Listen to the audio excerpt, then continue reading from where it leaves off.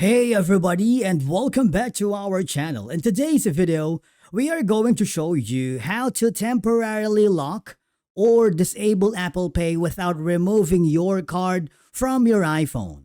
This is especially useful if you misplaced your phone and if you want extra security or simply don't want Apple Pay active for the moment.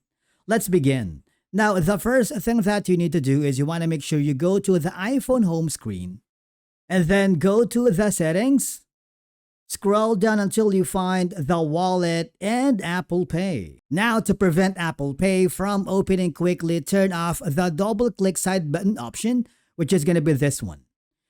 Apple Pay shortcut should be disabled, and you can also disable the access while your phone is locked by turning off allow access when locked. Now, for additional security, you can also use the screen time restrictions to limit wallet access entirely. Remember, if your iPhone is lost, you can also suspend Apple Pay remotely using the Find My features.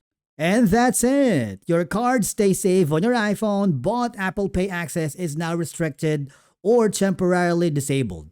Thank you so much for watching. Subscribe to our channel and we will see you again in the next video.